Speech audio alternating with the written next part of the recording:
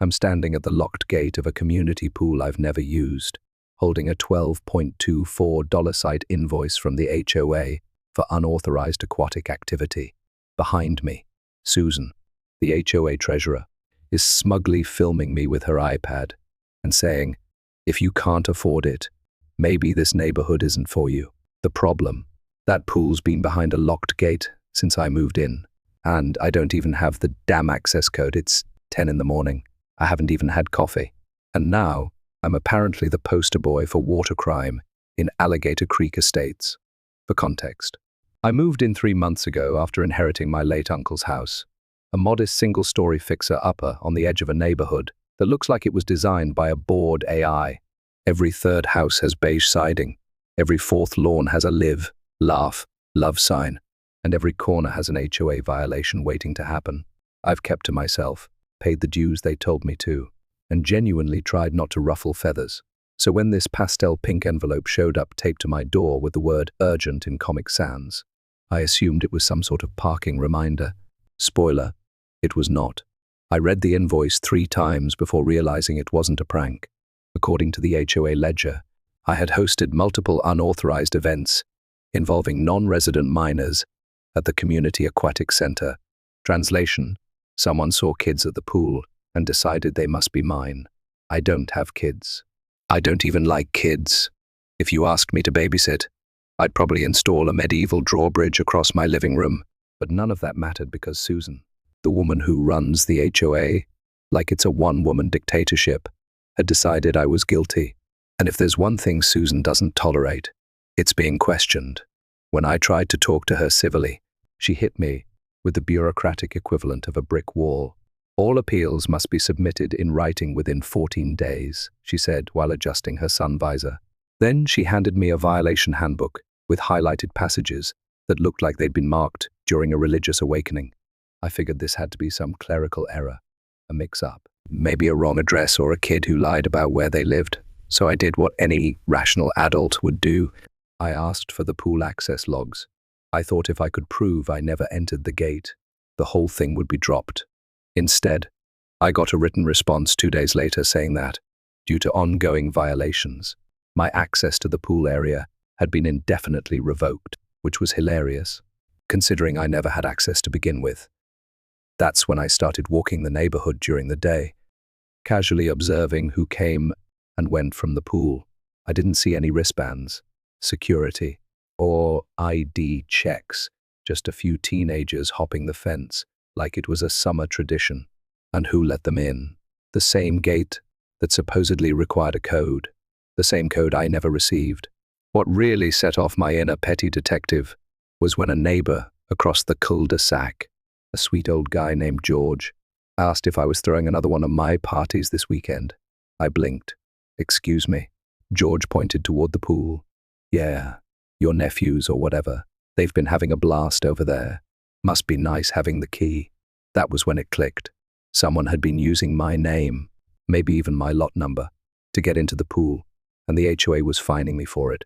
I went back to my house, turned on the porch camera footage, and scrolled through the past 3 weeks. Nothing obvious. But then I noticed something strange. A golf cart pulling up to my driveway around noon most days, pausing, then driving off. The same golf cart Susan uses to patrol the neighborhood, like she's in charge of Fort Knox. I sent an email to the HOA asking to verify who exactly had accessed the pool under my lot number and what time. The response: "That information is confidential due to neighborhood privacy protocols." Oh, really? You can fine me 12 grand but won't tell me when I supposedly broke the rules. I wasn't just mad anymore, I was insulted. They weren't even trying to hide it. I started asking around discreetly. Turns out, Susan's nephew and his friends had been seen multiple times jumping the fence or worse, using an old access code that hadn't been changed in years. The kicker: one of the kids wore a shirt that said, "HOA Board Future Leader." I couldn't make this up if I tried. So now here I am, standing at the gate, locked out, while Susan films me like I'm the criminal. I ask her if I can at least see the logs proving I accessed the pool. She tilts her head and says, "You're not entitled to that information until the board completes its review." What review? This wasn't an investigation. It was a setup. My name, my fines, my problem. She walks off in her golf cart, smug as a cat who just knocked over a fishbowl. I look back at the invoice in my hand, $12.24 site .67 for a pool party. I didn't even get an invite to. That's when I make a decision. No more emails. No more waiting. I'm going to war, but not with fists or shouting with paper. Legal.boring.precise.nuclear-grade documentation. I've already started. I've requested every HOA financial report from the last 3 years. I've filed an inquiry into how access codes are assigned, and I've installed a trail cam facing the pool entrance, not just to catch the trespassers, but to prove just how deep this rabbit hole goes. What they don't know is I've already found something they didn't mean to leave public, a small detail, something stupid. A spreadsheet Susan sent to the wrong email list. And guess what was on it? My name next to default scapegoat and her nephew's initials next to priority access. I don't know what kind of HOA thinks it can bully people like this, but they picked the wrong quiet neighbor this time. And I'm about to make this pool their very expensive mistake. The thing about being quiet is that people assume you'll stay that way, that you'll take the hit, grumble a little, and keep mowing your lawn at regulation height while they bleed you dry with fake fees and smug smiles. But I've never been good at being anyone's designated fool. And now, with a $12.248 invoice pinned to my conscience, and a digital breadcrumb trail starting to form, I wasn't just irritated, I was focused. Most people think revenge has to be loud, but sometimes the best kind happens in spreadsheets and legal loopholes, where every cell you fill is a nail in someone else's coffin. So while Susan kept strutting around in her oversized sun visor and orthopedic sandals like she was the queen of suburban order, I started playing a different game entirely. My first move was simple. I filed a formal request under the state's HOA transparency statute. Buried in the fine print, there's a clause that allows homeowners to request financial documentation, meeting minutes, access logs, and correspondence relating to board decisions. They had 10 business days to comply, predictably. On day 9, I got an email from Susan that said, "Unfortunately, we are unable to fulfill your request at this time due to staff limitations." Staff limitations. The HOA's staff consisted of Susan, her best friend Linda, and her nephew Tyler, who once crashed his dirt bike into the community mailbox array and blamed it on vibrations from a nearby helicopter. I forwarded her refusal to the State Housing Commission, added a line about potential misuse of public dues, and clicked send. Meanwhile, the trail cam I'd hidden in the bushes near the pool gate was doing some of the heavy lifting. In just 3 days, I had 4 separate videos of Susan's nephew and his buddies using a keypad to enter the pool gate. Same keypad I never had the code for. No key cards, no wristbands. Just an old 4-digit entry and a lot of teenage arrogance. One of the videos even showed Susan herself unlocking the gate and holding it open while handing out Gatorade bottles like she was sponsoring a summer camp. I saved that one to a special folder labeled Armageddon, but I didn't just want footage. I wanted proof the access was falsely tied to me. So I knocked on George's door. He's the neighbor who thought I'd been hosting pool parties, retired electrician, sharp as ever, and blissfully unafraid of HOA nonsense since he sold his vote the day he turned 70. When I showed him the trail cam stills and asked if he could confirm who he'd seen at the pool, he nodded. Yep, that's the one. The kid with the rat tail and the fake Oakleys. I saw him hop the fence last week. Then he paused. Wait a minute, he said. He said he was staying at your place. There it was, the lie in action. Susan's nephew had apparently been using my address as a cover for his illegal summer fun. I thanked George and told him I might need a written statement. He shrugged and said he'd do one better. He'd come to the next HOA board meeting with me. That in itself was going to be a spectacle. These meetings usually consisted of Susan reading pre-written notes aloud, the rest of the board nodding like bobbleheads, and any objections being labeled as outbursts. But I wasn't just showing up with complaints, I was bringing documentation. I printed every fine, every denial, every email. I highlighted every date that contradicted another. I even printed out my travel receipts for the weekend I was supposedly hosting a pool party. Turns out, I was on a business trip in Atlanta, which included hotel receipts, time-stamped Uber logs, and flight confirmations. I was going to bury them in paperwork, and I was going to do it with a smile. 2 days before the meeting, I got another envelope, this one hand delivered. Another violation. Susan had added $2.00 for defacing HOA property because, apparently, my trail cam was unauthorized surveillance. I laughed when I read it, not because it was funny, but because it was desperate. They were losing their grip, and Susan was throwing whatever she could to stop the bleeding. But it was too late. The paperwork was done, the videos were saved, the witnesses were ready. And then came the twist I didn't expect. Late that night, I got an email, not from Susan, not from the board, from a Gmail account with no profile picture and a single sentence in the body. Check the financials for pool maintenance. March through May. Attached. A spreadsheet. It looked like a standard budget report at first glance. But then I saw the discrepancies. Pool chemical supplies listed for $3.00 in March, $3.20 in April, and again in May, despite the invoices showing actual purchases closer to $900 per month. Same vendor, same delivery quantities, triple the cost. Either pool chlorine had suddenly become more valuable than gold, or someone was padding the books. And if they were inflating costs, it meant those excessive fines weren't just punishment, they were covering something. The next morning, I printed the spreadsheet and circled every number that didn't make sense. If Susan thought I was just some whiny homeowner with a grudge, she was about to learn what a petty, legally inclined introvert with internet access and zero tolerance for injustice looks like. And, just to be sure I wasn't imagining things, I called the vendor listed on the invoice. A guy named Roy answered. When I asked about the March and April deliveries, he chuckled. No, man. We only do 1 drop a month, about $900 worth each time. You say they reported $3,000. I didn't answer. I just thanked him and hung up. It wasn't just negligence now. It smelled like fraud. On the night of the meeting, I walked in with a box full of binders. George followed behind me, carrying a foldable chair since the last time he attended. Susan accidentally removed 2 rows of seating for spacing concerns. The room was quiet when we arrived. Susan was already at the head table, wearing a pastel scarf and her usual look of bored superiority. She glanced up and sneered when she saw me. You here to file another complaint? She asked. I smiled. Nope.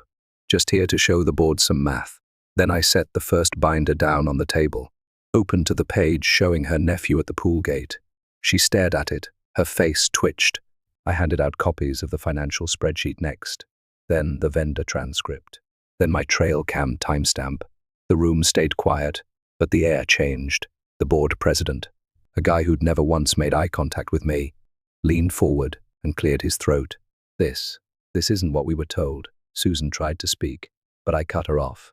I'd recommend everyone read those before making another motion to fine me, and before you ask. Yes, I've already filed a complaint with the State Housing Authority, but I figured I'd give you a preview first. George, never one to miss a beat, added. You guys really messed with the wrong neighbor. Susan's face drained of color, but what she didn't know was that I hadn't even shown them the final piece yet, because tucked in the back of the last binder, behind the travel receipts and spreadsheet inconsistencies, was a copy of an email I found on the public HOA server, one she didn't mean to leave, unencrypted, and the name attached to it. It wasn't hers. It was Linda's, her best friend, her co-treasurer, the one who just so happened to sign off on every pool invoice.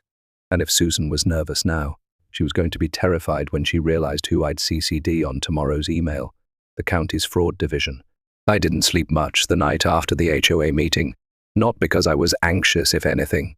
I was wired with the kind of adrenaline that only comes from watching a house of cards finally start to wobble.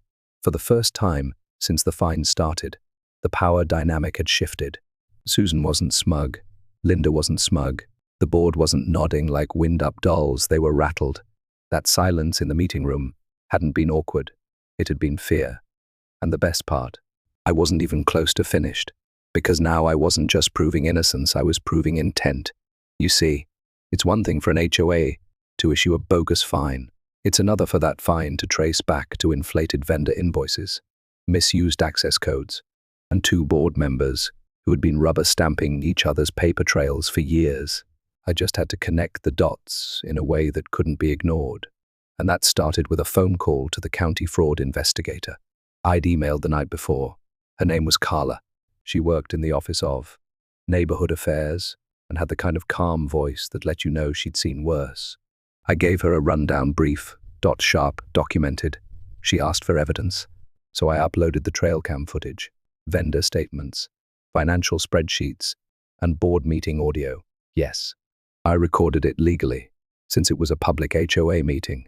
I also sent her the pool access logs from neighbors, who quietly agreed to forward their monthly emails logs, which mysteriously excluded Susan's nephew altogether. Carla didn't say much after reviewing it, just a long pause. Then, "Yeah, we're going to take a closer look." That's the tone you get when someone realizes your petty drama just turned into a real investigation. While I waited on the county to start digging, I focused on applying pressure from every angle.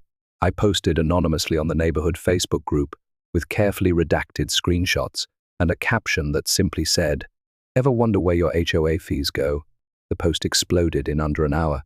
Dozens of comments popped up, some defending the board, others shocked, some just mad that someone else got charged 12 grand for a pool they never touched.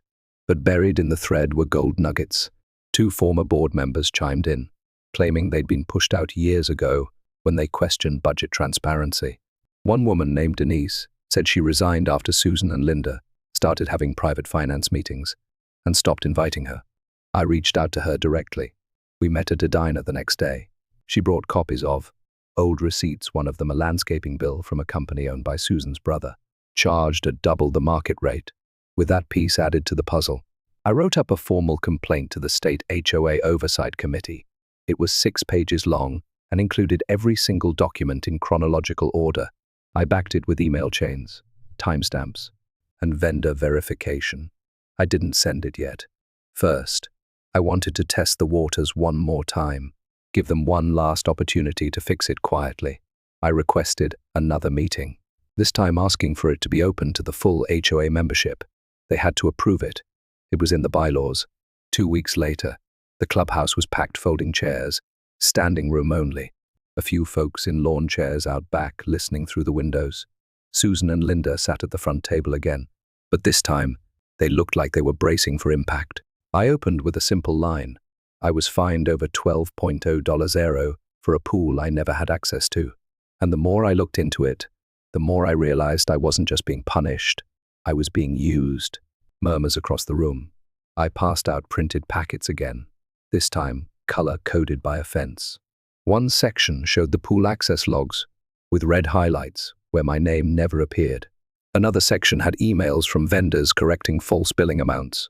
Then I handed out Denise's documentation, which showed nepotism and favoritism in who received contracts for community maintenance. Susan tried to interrupt me. "This is all unsubstantiated," she said. I didn't even look at her. I just said, "It's all been sent to the state, and to the fraud division, and to the vendor who confirmed you marked up the pool invoices by nearly 300%. Dead silence again. Linda tried to shuffle some papers like it would create a smokescreen. It didn't. Someone in the back said, "Wait, we've been paying triple for chlorine." The crowd wasn't just angry now, they were embarrassed. Nobody likes realizing they've been played. Then came the final blow. I turned on the projector, yes. I brought a projector and clicked to the last slide. It was an email chain. Susan to Linda, dated 3 months ago. Subject line covering the pool budget. The body of the email read, "Just tag it to lot #127 again. He won't fight it. My lot, my name. My $12.0 so." I looked directly at Susan and asked, "Still feel like I'm not entitled to transparency?" She didn't respond. Someone in the audience muttered, "Jesus." Another said, "We need a recall vote." I left the meeting before it ended, not because I was done, but because I didn't need to see the train wreck. I'd laid the tracks. The momentum would take care of the rest. Sure enough, 2 days later, an emergency board notice went out announcing a temporary suspension of all fines pending an audit. Susan and Linda were stepping back during the process. Translation, they'd been told to shut up and lawyer up. And remember Carla, the fraud investigator? She called me again. This time she asked for a formal interview. They were launching a probe, civil at first, possibly criminal later. depending on findings. But the real twist came from an unexpected place. A letter, handwritten, from Susan. It arrived a week later. It wasn't an apology. It was a warning, the kind that's wrapped in passive-aggressive fluff. She wrote things like, "This community used to be so peaceful before you started stirring the pot, and sometimes a man who makes too many enemies finds himself without allies when he truly needs them." She signed it. "Best wishes." I laughed, not because it was funny, but because it was exactly what I needed. Proof of retaliation. I scanned it, filed it, and added it to the county report. Then I framed the original and hung it in my hallway, right under the trail cam, still of her nephew hopping the pool fence. I wasn't done yet. There were still open questions, still unfinished business. The fines hadn't been officially reversed. My name hadn't been cleared. But now I had something more valuable than resolution. I had momentum. And the HOA board. They were about to face a reckoning that started with one stupid invoice and would end with every skeleton in their beige little closet getting dragged into daylight. Because the pool may have been off limits, but the truth, that was wide open. The best part about momentum is that once it starts rolling downhill, all you have to do is keep steering. By the time the audit formally launched, the HOA board wasn't functioning so much as it was flailing. Susan and Linda had gone silent. No more flyers on doors. No more emails about pool wristbands or grass height violations. The usual HOA noise had turned into an eerie quiet, the kind you only hear before a storm hits. And this storm, it had receipts, video footage, vendor testimonies, and a growing crowd of homeowners who realized they'd all been squeezed dry by the same petty regime for the first time since moving to Alligator Creek Estates. I wasn't the target, I was the catalyst. And if I was going down, I was taking their whole pyramid scheme with me. The audit team arrived, unannounced 3 people from the State Housing Authority, armed with clipboards, tablets, and questions Susan was definitely not prepared to answer. I watched them walk into the HOA clubhouse, like federal agents in a crime documentary, while Susan stood frozen at the door, clutching a folder like it was a life raft. I stayed out of the way that day. I had done my part. I had exposed the rot. Now it was time to let it collapse under its own weight. But I did get a call the next afternoon from Carla, the county fraud investigator. Her voice had that same composed calm, but I could hear the satisfaction under it. She told me the audit had revealed several irregularities, including inflated contractor payments, undocumented petty cash withdrawals, and a surprising amount of discretionary spending, labeled event refreshments, which, according to witnesses, mostly meant Susan ordering catered food for her bridge club. It wasn't just about me anymore. My fine wasn't an isolated incident. It was part of a pattern. The access logs had been falsified before, vendors had been misreported before, and several board members, now suddenly cooperative, admitted they'd never seen the full financial records during meetings. Linda, as it turned out, had been approving everything Susan sent her without question. Assuming it was all standard procedure, they didn't even try to deny it. Susan's defense. She claimed it was too much paperwork to manage manually, and she had done her best with limited resources. That line made it into the audit summary, word for word, right under a highlighted section detailing how she spent $600 off HOA funds on personalized golf cart decals. The state suspended the HOA's financial authority, pending further review. A temporary manager was appointed, an older gentleman named Harris, who had zero patience for suburban theatrics. He called an emergency meeting and invited every homeowner in the neighborhood. This time, the seats were full not just with angry residents, but with people who genuinely wanted answers. I sat in the back, not because I had nothing to say, but because I didn't need to say anything. Everyone else was finally seeing what I'd been screaming into the void for months. And then Harris, calm and efficient, stood at the front and read the findings aloud: fraudulent fines, nepotistic contracts, deliberate denial of access to HOA, maintained amenities, and, worst of all, targeted scapegoating of individual residents to cover budget discrepancies. When he finished, there was a moment of silence. Then, someone, George, bless him, stood up and said, "So when do we vote to kick their asses out?" Laughter. Actual laughter, because it felt good to finally be done playing defense. A motion was made on the spot to remove Susan and Linda from the board permanently. It passed unanimously. They didn't even try to fight it. Susan stood up, red-faced and trembling, and muttered something about ungrateful neighbors before storming out. Linda followed behind her, whispering apologies that didn't land. And just like that, the two women who had ruled over this neighborhood with clipboards and passive-aggressive newsletters were gone. But my story wasn't finished yet.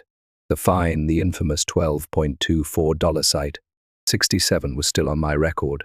The lien threat hadn't been retracted, so I met with Harris after the meeting. I laid out the timeline, the documentation, and asked him straight, "What's going to be done about it?" He looked over the folder, flipped through the papers like someone scanning a crime scene, and finally said, "This should have never been approved." Within a week, I received a formal apology letter from the temporary board. The fine was erased, the lien threat rescinded, and the board offered to pay me damages, $6.00 for the time, stress, and legal expenses. I took it, not because I needed the money, but because I wanted it on record that they paid. I wanted that transaction to exist as a permanent stain on what was left of their fake empire. Then came the best part.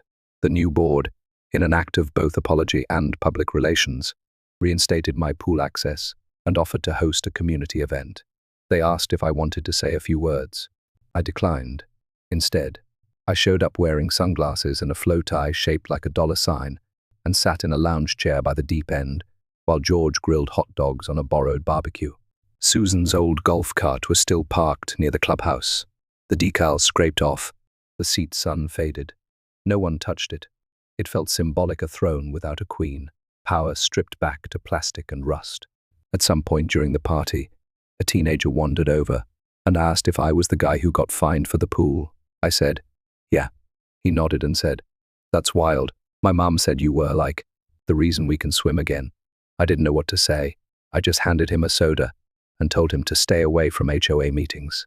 He laughed and ran back to the diving board. Later, I got a knock on my door. It was Linda, alone. She looked tired, worn out, not nearly as smug.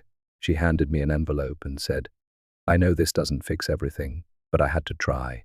Inside was a handwritten letter, an actual apology. No threats, no passive aggression, just an admission that she'd trusted the wrong person and had let her fear of confrontation turn her into something she didn't recognize.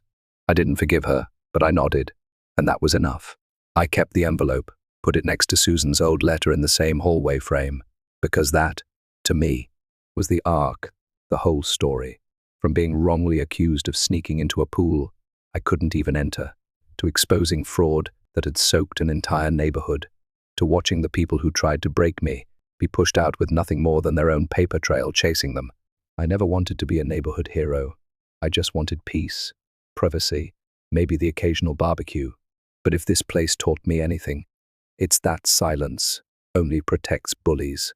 And sometimes, the best way to get justice isn't to yell, it's to document everything, smile politely, and wait for them to hang themselves with their own clipboard. So, yeah, the HOA charged me 12 grand for pool use I didn't even have the gate code for. But in the end, I got to swim. And Susan, she got exactly what she deserved. A permanent vacation from power, from control, from the HOA she thought she owned.